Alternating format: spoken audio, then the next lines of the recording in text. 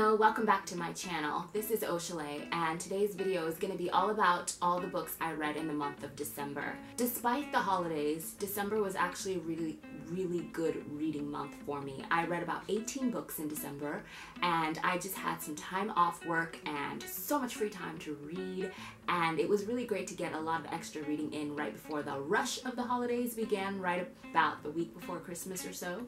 So I read the bulk of those 18 novels in the beginning of the month, and as the month started to wind down and as it got closer and closer to Christmas, there was less reading done.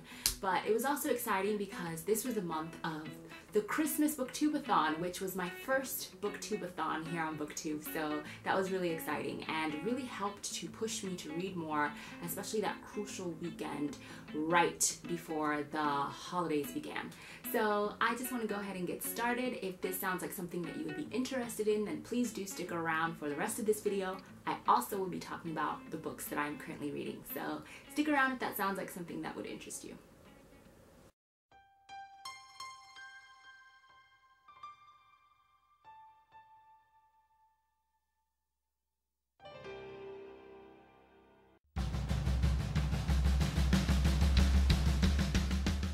The first book I read this month is Shatter Me, which is book 1 in the Shatter Me series by Tahereh Mafi. And I'm not going to go into too much detail because I do plan on doing a review of the entire series. And yes, I did read the entire series this month, or in December. I'm not sure when this video is going to go up. I'm actually pre-filming it right now. It is the eve of New Year's Eve, but I think it'll be going up in January, so Happy New Year, you guys. Happy New Year. But yes, I read Shatter Me by Tahereh Mafi, and I believe I gave it 4 stars. Yes, I gave it 4 stars, and like I said, I don't want to go into too much detail because I do plan on doing a series review of the series later. The second book I read in December is Eleanor and Park by Rainbow Rowell. Oh my gosh, I adored this novel. If you have seen my favorite books of 2014 video, part 1, my standalone section, I'll link that below if you haven't seen that yet. I'm sure it'll also be linked at the end of this video. I also mentioned Eleanor and Park as one of my absolute favorite reads of 2014. I definitely understand the hype about Rainbow Rowell. It is well deserved, and this was my first Rainbow Rowell novel and definitely not my last. I have ordered pretty much all of her novels with the exception of Attachments, and I am eagerly awaiting their arrival, and I gave this read 5 stars. And if y'all know me, if you've been watching my videos for a while, or if you've watched my How I Critique or How I Rate Videos, How I Rate Books video, can't talk. If you have seen my How I Rate Books video, then you know that a 5-star rating for me is very rare. So this book got it just hands down. This rating came straight from the heart, and this has definitely earned a spot on my favorite shelf, and I just love this book. I'm not going to go into the plot because it has been talked to death here on BookTube, and yeah, no. I think everybody knows what this book is about at this point. The third book I read was one of the books that I was most excited for, and that is Stardust by Neil Gaiman. And this is my very first Neil Gaiman novel, and I was pleasantly surprised. Everyone loves him here on BookTube and loves his novels, and I've just been so curious about him. I do follow him on Twitter, and he's pretty funny, and I just wanted to see what it was all about, and so I wanted to start with a novel that I was somewhat familiar with the storyline. I have seen the film Stardust, ironically, even though I've never read the novel, and I knew it was based on a book, but I didn't know the book was by Neil Gaiman, which is kind of cool. And I love the movie, even though it is kind of cheesy and slightly, you know, Disney-esque, but I did love the film, and I just enjoy Claire Danes in general. Anything she's in, I love her. So it was gonna be, you know, a good film for me regardless because of her. But, you know, I just also really enjoyed the story, and so I wanted to start my Neil Gaiman experience with something that I was somewhat familiar with. And yes, so I read Stardust, and it was a 3-star read for me, which is a very solid read. What I really enjoyed about Stardust, even more than the story, was actually the, at the end of the book, Neil Gaiman included an essay, or I think it was an essay that he wrote about mythology and myths and fairy tales and how powerful they are, and his experiences with them, and how he gave a speech at this one conference about myths and fairy tales. And I don't know, the way that it was written and just what it said and how powerful it was, the essay, I mean, just really impacted me even more than the actual story itself.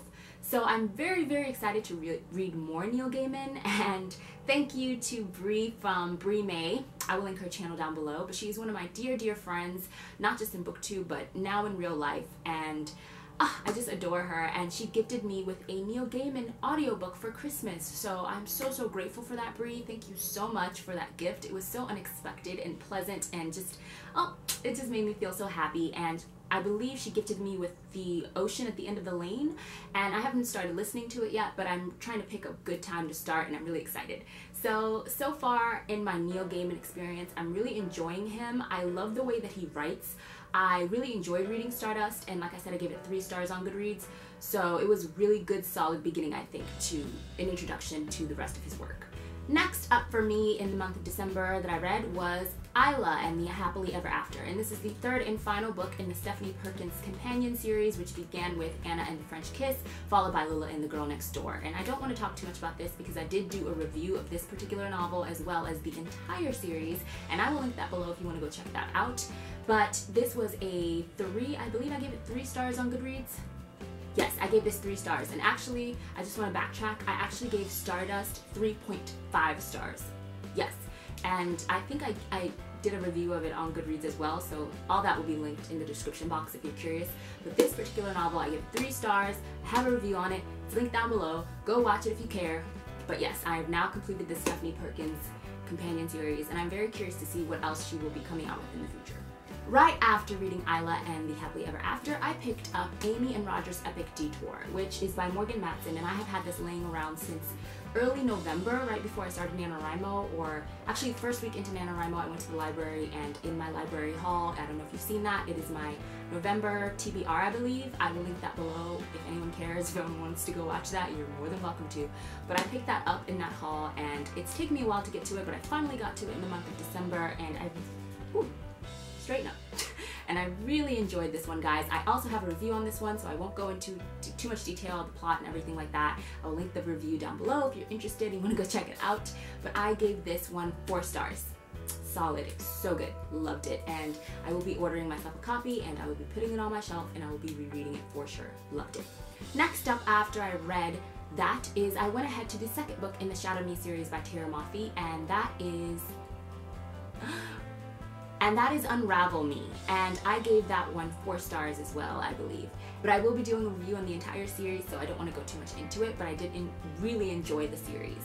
And right after Unravel Me, I picked up the 3rd and final book in the series, and that is Ignite Me. I also gave that one 4 stars, and I believe I gave the entire series 4.3 stars.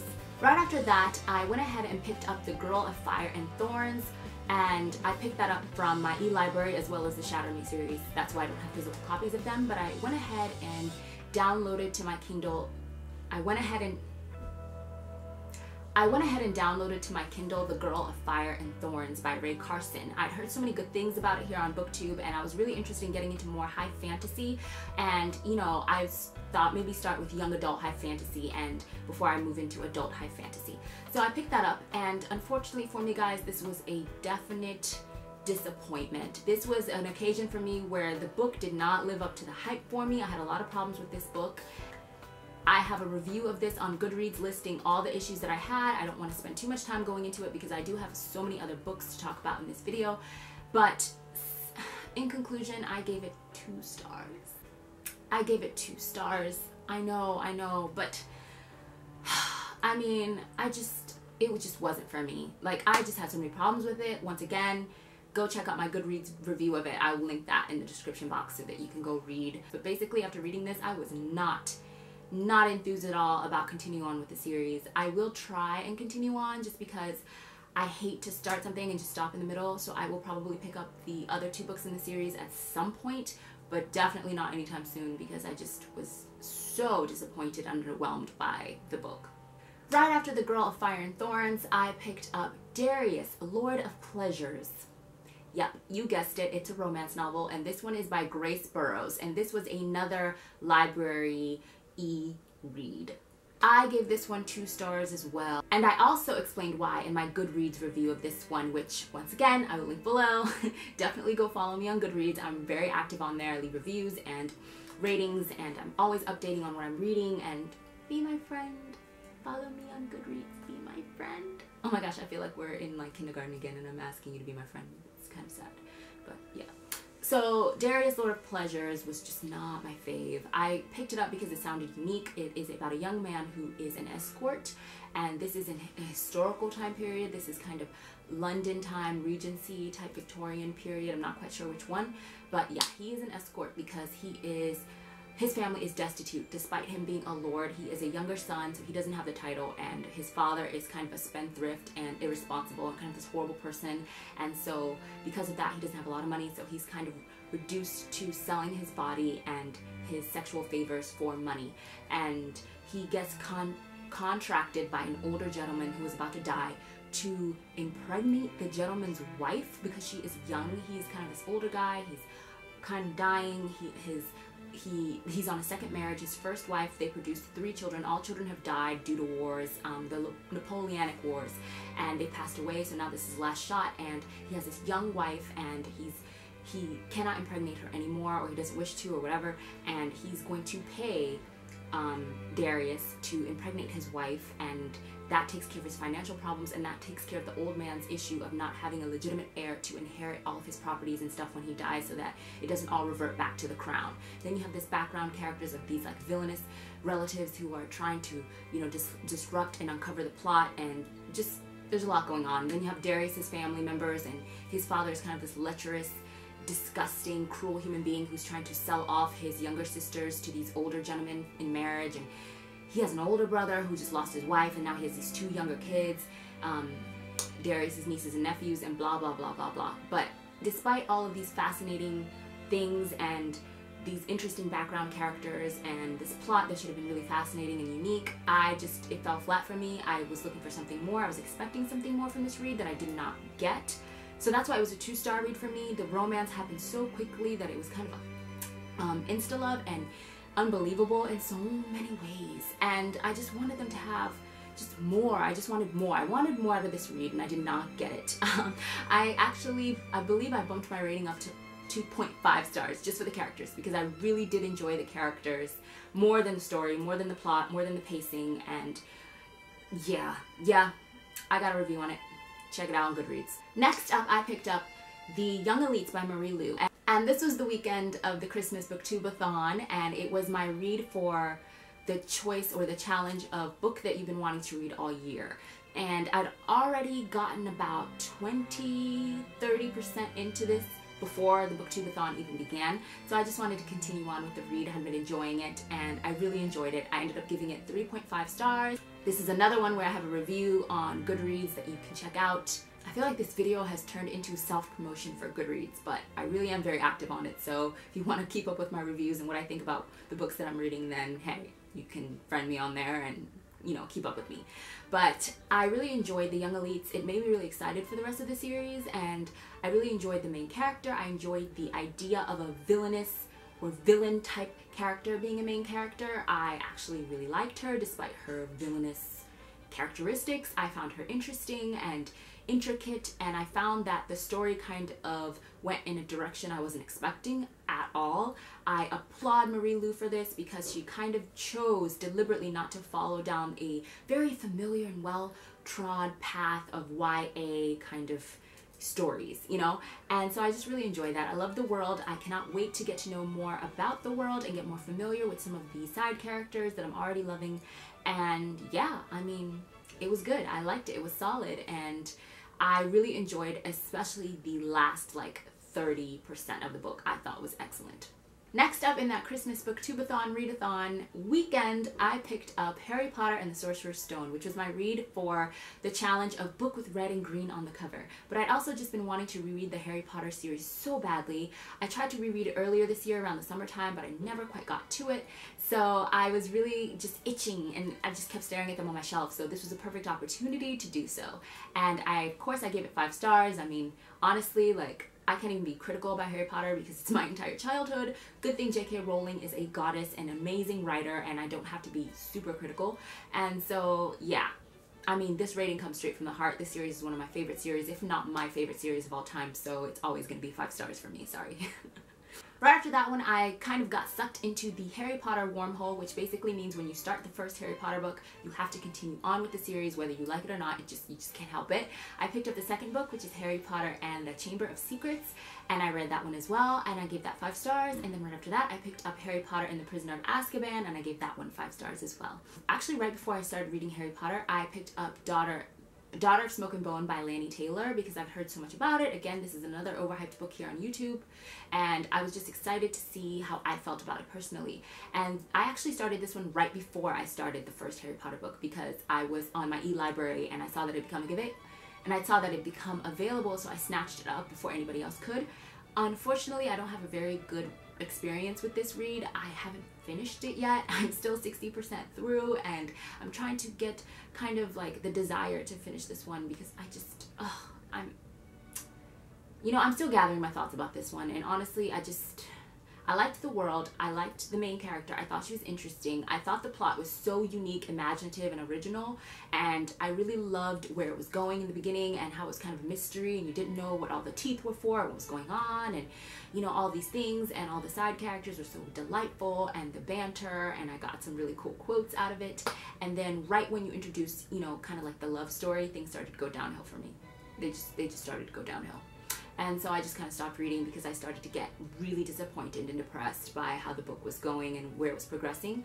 And that's when I kind of abandoned ship and picked up the first Harry Potter book. So I don't really have too much to say about it. It's an incompleted read. I will definitely try and finish it in January. I have to return it to the library in like 3 days, so I kind of have to finish it. And I'm determined to finish the series because I do have the other 2 books in the series downloaded from my e-library, and I just want this series to be good, and I'm just going to force myself to power through and finish it because the covers are so pretty. You guys, how can the books be so bad when the covers are so pretty?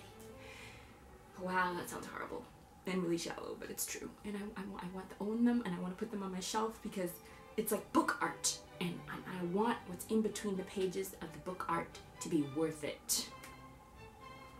That's the honest truth. And yeah, so after I finished reading Daughter of Smoke and Bone and moved on to the Harry Potter series and all that jazz, on the very last day of the Christmas Booktubeathon, like right after it ended, I ended up going back to Scarlet, which is book 2 in the Lunar Chronicle series, and I tried to finish it because I'd already been about 20% into it. I started reading it in November or early December at some point, probably early December, and I lost interest. I was bored reading it. The beginning was slow for me, and to be honest with you, I didn't care. I didn't care about any of the characters. I didn't care about Scarlet. I didn't care about, her wolf. At that point, I sure enough didn't care about her grandmother. I could care less about her grandmother. And I honestly I just wasn't connecting with her like I had connected with Cinder's character. And I think it's because we follow Cinder from the beginning and we follow her hardships and we're with her and we get to know her, and then everything starts happening to her. Whereas with Scarlet, it's just like bam, from the beginning everything starts happening to her, and we just kind of have to hurry up and try to get to know her as she's on this journey and trying to, do what she needs to do. So I think that was the big difference between, why I connected so much more with Cinder and Cinder's book than I did with Scarlet. But you guys, the read definitely did improve and get better for me once I got past the first half of the book. So the first 50%, once I got past that, oh my gosh, the book improved so much. And by the end, it was an amazing read. And I was running, you guys, running over to my shelf to pick up Cress. And I finished reading Scarlet around like midnight, and I picked up Cress right away, and I stayed up till 4:30 in the morning reading Cress. And oh my gosh, Cress is so amazing. I gave it 5 stars. I ended up giving Scarlet 4 stars, I believe, just because the end was so great. The last 50% of that novel was just wonderful, and I just love the way Marissa Meyer started to just interweave. I just love the way that Marissa Meyer started to interweave and connect the plot in all of the different characters and just bring everything together while also escalating the tension and increasing the stakes at the same time. I just thought it was brilliant. And so I started reading Cress, stayed up till 4:30 in the morning reading it, and just completely fell in love.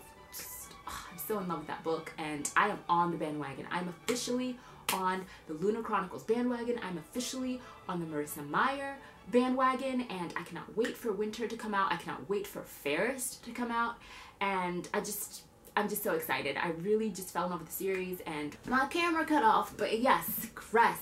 Oh my gosh, loved it. On this bandwagon for life. Cannot wait for the rest of the series. So good.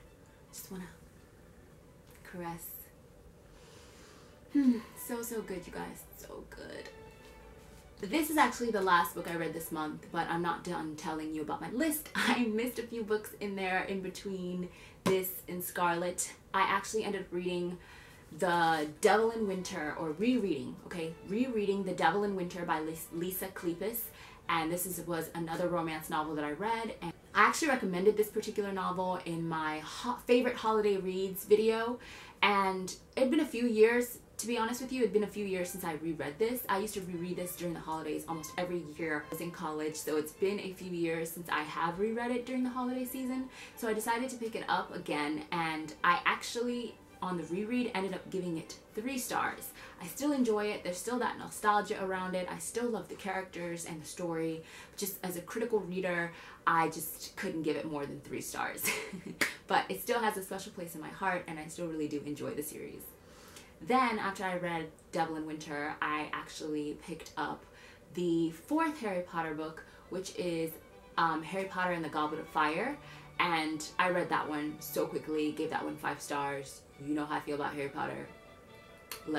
Nothing else needs to be said. And so those are the 2 books that I forgot to mention. And like I said, Cress is actually my last read of the month. And I've kind of fallen into a bit of a book slump after reading this. And you will see why when I show you all the books that I'm currently reading, because I just haven't been able to move on. I haven't been able to move on from this. And while I was trying to move on from this, I didn't even show you my Harry Potter books, you guys. But I read them all. Harry Potter and the Sorcerer's Stone, Harry Potter and the Chamber of Secrets, Harry Potter and the Prisoner of Azkaban, and Harry Potter and the Goblet of Fire. I read all of these, and I'm going to continue, but I'm going to continue in a more leisurely fashion because I have other books that I need to read for my January TBR, and I have a whole bunch of library books that I really need to return to the library. It's getting to be insane, and it just, yeah, they need to go back. But what I'm currently reading, it's kind of shameful, so please don't, judge me, because I've started a whole bunch of books and I just haven't been able to read through any of them because, like I said, Cress put me in a bit of a mourning period / book slump, and I just haven't been able to move on. But before I even started Cress and all that, towards the beginning of the month, I did start reading Blood Red Road by Moira, by Moira Young. And I got about 101 pages in, and right now I'm feeling kind of about it. Maybe it'll pick up for me, maybe it won't. I have the entire series sitting over there on my shelf from the library, so I kind of need to get to it. Then I picked up Uglies by Scott Westerfeld, and I actually am really enjoying this. I'm about on page 6, but I just wasn't in the mood to read dystopian, and so that's why I kind of moved on. But I definitely will be returning to this because I do plan on reading the entire series. Then next I picked up The Prince and the Pauper by Mark Twain. I'm about 4 chapters in, really loving the story and really loving this kind of more old school classical style of writing. Definitely will finish this because, once again, it has to go back to the library. I'm also currently reading The Great Escape by Susan Elizabeth Phillips, which I hauled in my library haul and November TBR video, and I'm kind of disappointed by this one, guys. I'm not gonna lie. I usually really enjoy Susan Elizabeth Phillips books, but either my taste in books is changing and I don't know what's happening as I'm getting older or what, but I'm not liking this. I hate the main character. The girl, she is an idiot. She's supposed to be 31 and she acts like she's 12. Like a 12-year-old. And her love interest, like, he doesn't even deserve, like, to be treated like this. I just want to be like, this girl is a fool. Walk away, boo. Walk away. Let's just move on because, ew. I might not even finish that one. I might just let it go back to the library from whence it came and try to just not think about it again because fail. And then today I started reading For Darkness Shows the Stars by Diana Petefront, and I'm about 3 chapters in and I'm intrigued. I'm intrigued, okay? I'm intrigued. And it hasn't caught me yet, but then again, like I said, I think it really is because of Cress. Like, I need some time. But yeah, I'm gonna finish this one because once again, it's gotta go back to the library at some point. And then these are the other books that I have picked up from the library in the month of December that I now have to add to my giant ever-growing TBR of books that must be returned to the library, which puts a lot of pressure on me because they have to go back and you can only renew them so many times and I have to read all these books and oh my god, January. Oh my god. Mistborn by Brandon Sanderson. The first two books in the Raven Boy cycle. We have The Raven Boys by Maggie Stiefvater. Next we have The Dream Thieves by Maggie Stiefvater. We have Ugly Love by Colleen Hoover, and I love me some Colleen Hoover, so I probably will be smiling when I get to this. We have the entire Under the Never Sky series, starting with Under the Never Sky, book 1. Then we have, I can't even tell which one's which. Into the Still Blue, is that book 2? And is this book 3? Through the Evernight? Which one? I don't know, I have the whole series. Science fiction, young adult, supposed to be good. I will tell you a secret. I actually got these from the e-library over the summer and I pretty much read Under the Never Sky and I okay, let me be honest. I read like 30% of it and then I skimmed like a lot and then I skimmed like these two. But to be fair, I just was not in the mood for them. Like even when I was reading them, I was like skimming them. I was like, okay, these books are really good, but I'm just so not in the mood for this right now. Like it's not happening. And I'll read them later, so there's that. Then I picked up The Scorpio Races by Maggie Stiefvater because I love Maggie Stiefvater and it's been a while since I've read this and I want to reread it because I don't know, I mean, do we need a reason to read Maggie Stiefvater? Like we don't need a reason, we don't. And then last but not least, I picked up Half-Blood and this one is by Sally Green and this one better live up to the hype, that's all I have to say. Everyone loves this and yeah, I gotta stop picking up books because of the hype, but I want to join the conversation, you know? And this one's supposed to be good. And the plot of this is, it's like something like this young boy and he's like half black witch, half white witch, and like that's bad apparently in their world. And you know, his father was the black witch, I think, and he's like this evil guy and his father like left him or something. I'm not sure. I've heard the synopsis quite a bit just like from watching other people's videos, so this is supposed to be good, so hopefully it is.